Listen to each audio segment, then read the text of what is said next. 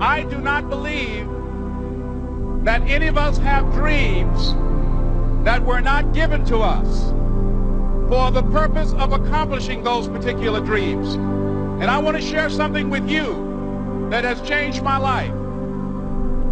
I started out, as was indicated by Jack, it's very humble beginnings.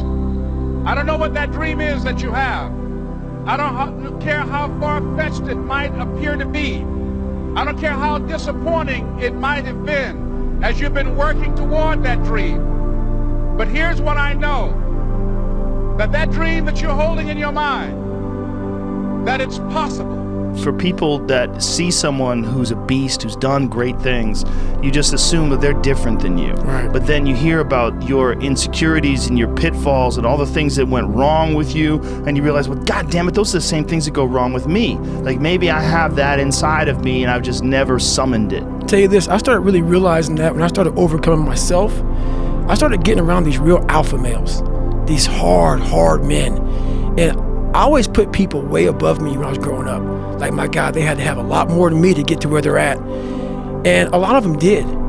But once you get around the best of the best of the best people, you can kind of start breaking them down and realizing, man, you're just as fucked up as me. Like we all have, but all you did was you hit it better. Most of what people regard as morality is just cowardice. And what he meant by that was that people don't do bad things not because they're good, but because they're afraid to do the bad things.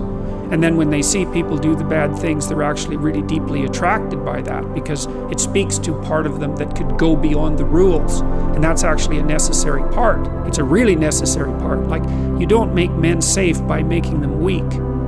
In fact, they're much more dangerous when they're weak because they'll stab you in the back when they get the chance, or take advantage of you when they get the chance. You make men safe, let's say, by making them strong and then by making sure that they're disciplined. And so, you've got people like you've got this, let's say, warrior mentality that's a deep part of their temperament, and then you have some choices about what you might do with that.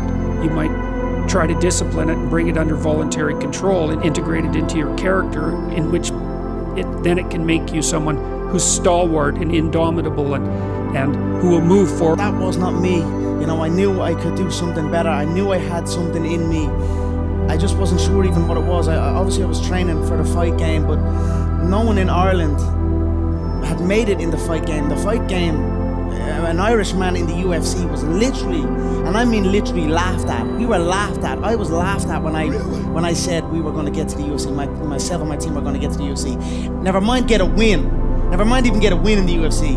Then win a belt. Then win the second belt. I've continually climbed, but I've just used all that fuel that I'm not supposed to do it, but I'm gonna do it, and I'm gonna outwork everyone that says I cannot do it. And that's what I did, and that's how I rose up, and long may it continue.